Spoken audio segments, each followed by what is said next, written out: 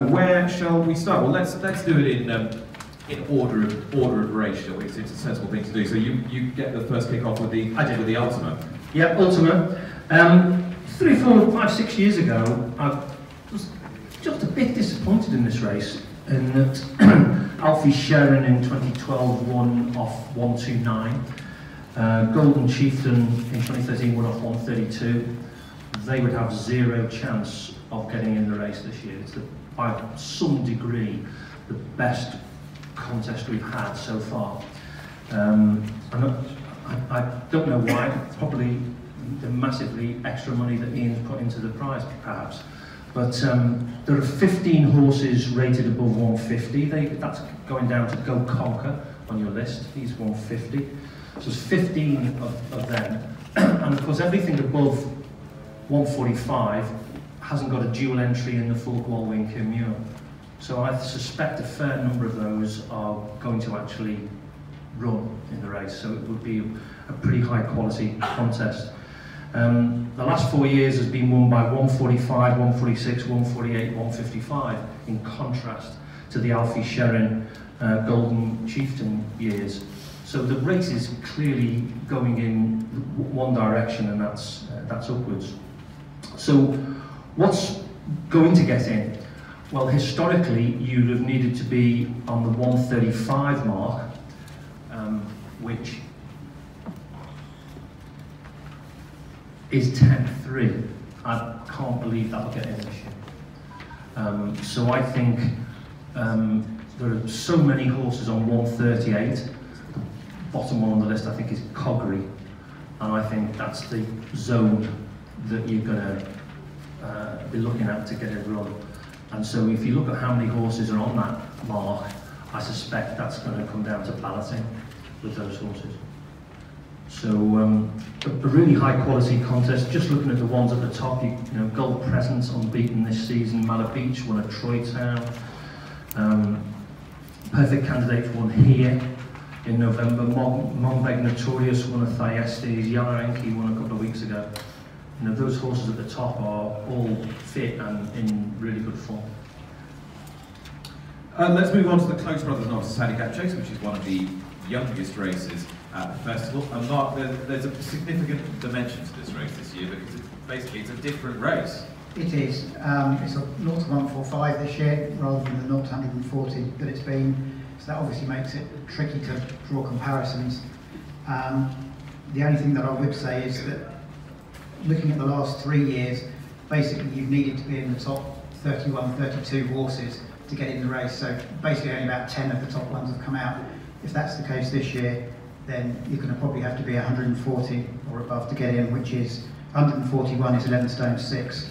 Ibis-Dura, he's the bottom one of those. So I think there's every chance you're probably going to have to be 141 to get into it. Do you think we're getting closer and closer and closer now, just to having this as another graded 2.5 mile novice chase? So essentially there's going to be £2 or £3 between them. You think, well, what's the point of having it as a handicap? Well, I think last year the minimum rating was 137. Some of those got in, some of them didn't. So it's in effect a £3 band. I suspect this will make it actually slightly wider. I suspect it'll be back to a £4 or £5 band for this year. Any horses that have given you any difficulties here? Cheltenham, possibly? I'd marked 2 on the list here, and believe it or not, Cheltenham was actually one of them.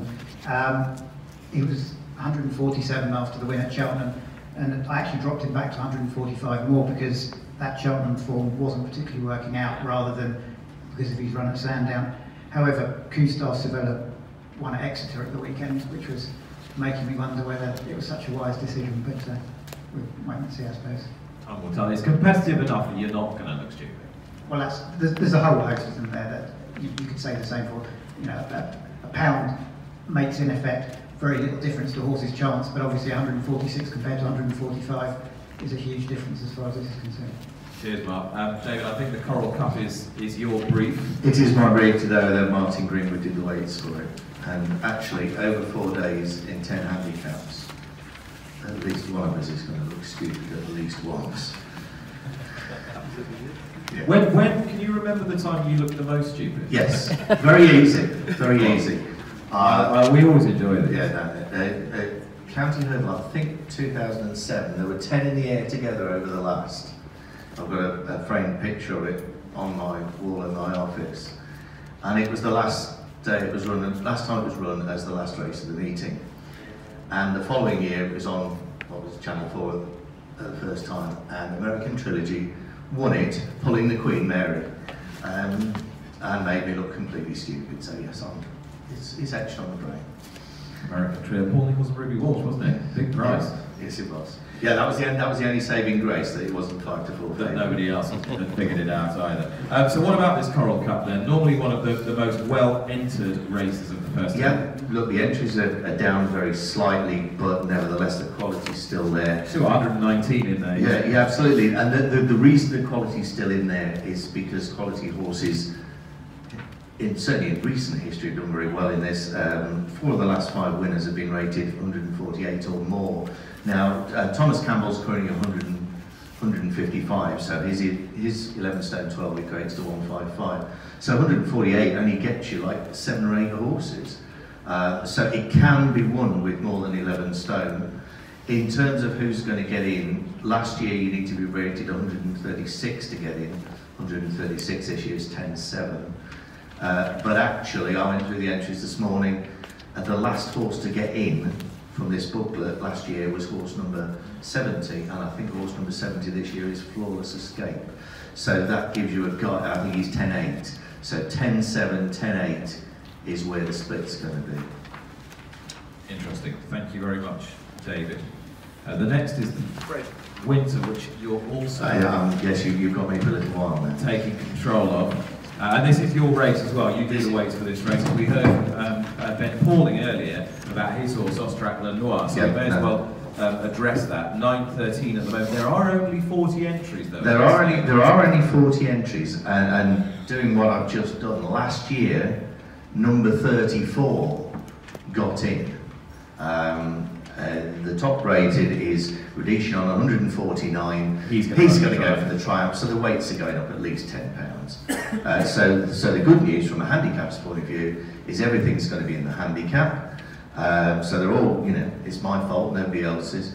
And Ben raised a very interesting point about Austrac Lenoir, because it was a very difficult race to rate. It came from, the reason he came down £4 was the fallers at the last at Ascot. Both came out the same week. One got beaten at Sandown, the other one won, I think, at either Plumpton or Fontville. Plumpton, I think. Sheena Westford. Yeah, Sheena Westford, harmonised. And they all suggested I got the race too high.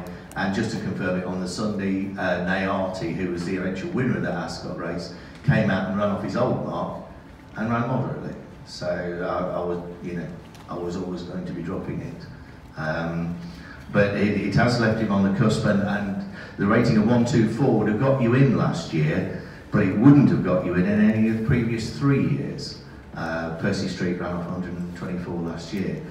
But I think this year, as I say, on these sheets a year ago, number 34 got in. Number 34 is Knight of Glory. So it's guesswork, but I think he's more likely to get in than not. Okay, that's the Fred Winter. Moving on to have a look at the per temps, which again is not your responsibility. It is, and this is Martin again, yeah. Yeah. And again, it doesn't seem like a massive entry for you. Funny enough, it is because it's a final to a series of qualifiers. Yeah. It's a completely different handicap to the other handicaps at the meeting. There aren't the entries, and we stand here saying, oh well, number 70 will get in and things like this. In the per temps final last year, safety factor 24, number 29 was the last one to get in. Right. And number 29 on the sheet that you've got today is, I think, Dad's in Trouble on 10.7. The actual rating you needed to get in last year was 137, which equates to 10 stone 8. So as you can see, the guide is roughly around Dad's in Trouble and just above where the split's liable to be. Any issues for Martin in this race?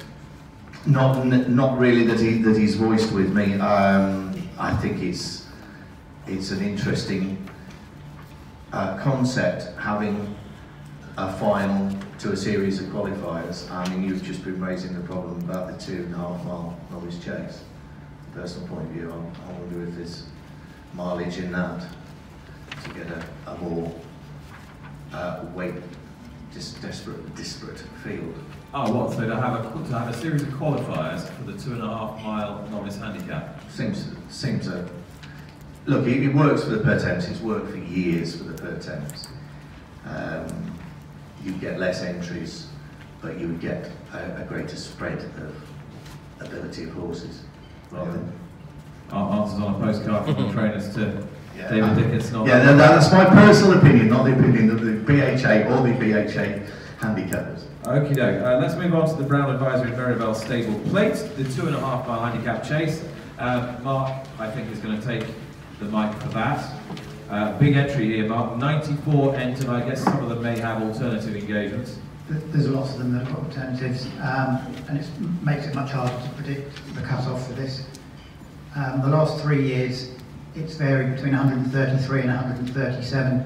So if you split the difference and go 135, that takes you to Patrick's Park, 10 stone 4. So basically, pretty much anything that wants to run is going to get in. I would imagine maybe 3 or 4 down the bottom won't, but you know, historically in this race, if you want to run, you get in generally. Okay, so probably not much more to be said about it. That does what it says on the tin, doesn't it? Indeed it does. Excellent. The Kim Muir, Phil, is back to you. It's at 0 to 145, and you were saying there's going to be relatively little crossover, you think, between horses either going to the Ultima or this race, because the Ultima is simply going to be too difficult for these horses to get into. It's really interesting, because if you look at the sort of all the horses in the full qual win from Abolitionist down to 11.7, that's the sort of top 19-20, something around there, down to Jetstream Jack, then half of those have got entries in the Ultima, right? Obviously they're not going to be able to run in both races. So it'll be interesting to see which of the races suffers, is probably not the right word, but which race people opt into as opposed to opt out of. The interesting thing about this race is the last 8 winners have all carried 11 stone plus. So again, it's a race that the class horses seem to be in charge of at the moment. Where you get down to in terms of the cut-off is hugely difficult, I would say. But my estimate would be possibly down to the anti-post favourite Squatter. I think he's 50-50 to get in, and he's on 11.2. Well, that's the headline, isn't it? Squatter is always anti-post favourite for everything, ever. Has he ever won? He hasn't got a high win to run ratio, but he was favourite the first thing this morning. But I think he's 50-50. The Radnox Health County Hurdle, £100,000 prize fund for this. Friday the 16th of March, 2012. David? Yep, that's me. Which is going to be this year's American trilogy then? Well, hopefully none of them, we were talking beforehand, and I was saying that I've been responsible now for 14 county hurdles, and the trainers in here won't like me. I'm ashamed of it, to be honest. There have been 6 English trained winners. There have been 6 winners trained by people with the surname Mullins. I hope you get Thomas, Tony and 4 Willies, I think. I hope you get a nice Christmas present from Carlo. Well, I would love to think that it's going to be as close a finish as last year. And I would love to think it's something that's been honestly and openly campaigned, as frankly you have to be to get a run at Cheltenham these days. In terms of where the split's going to be, last year 134 got you in, which is the equivalent of 10 stone 4. But actually on these sheets, number 65 was the last man in on this sheet. I think that's Huntsman's son on 10.5. So the split is about 10.4 to 10.5, whether you get a run or not. I think you're giving yourself a bit of a hard time here. I'm just looking down this list. 12 of the first 26 are trained by Willie Mullins, so it's not a there was, in fairness, they've not done it with half the runners. There was I think Ted Veal's county hurdle, half the runners were trained in Ireland, but most of the years the majority are trained here, and it's not a proud record. 6 out of 14, and only 6 out of 14 have been trained here. I'm betting that either Willie Mullins or Nicky Henderson wins the Martin Pipe Positional Jockeys Handicap Hurdle. But they are responsible for most of the entries, most of the 146. Yes, Friday, 2.5 miles. Absolutely. Right, this is the 10th running of it, and last 3 years you've needed to be mid to upper 130s to win. You needed to be 135 to get in, which is 11 stone on the sheets. However, last man in was horse number 71, which on this year's sheet is Carrie Cathal, who's got 11-1. So 11 stone to 11-1, you're sort of sweating a bit, and 11 tilt, which you should get a run. And finally, last but not least, the Johnny Henderson, the Grand Annual Chase. Phil? Yep. We have a sort of friendly banter amongst the handicapping team in terms of who gets the best finish. And just to say that last year Dave won that by a mile with the county hurdle, when the first 11 were separated by less than a second. But he won't do that again, I can assure you. But this year I did get an email from Chris Nash, who's responsible for the Johnny Henderson Grand Annual, and he said just make sure the judge brings his magnifying glass for this race. So he's put himself on record as saying that will be the closest finish to any of the races this year. Okay. He's also told me that the last 5 winners have been 140 plus. 6 of the last 7 winners have been 140 plus. And in terms of getting in, he thinks it'll be around the 137 mark, which is Powers Bomb Dandridge, around that area, Seepage. So he thinks that they'll just about sneak in down the bottom, historically. Yeah, and Dandridge will be many people's idea of a strong pass for the race. And again, he may not. He's on the cusp. Right. Okie doke.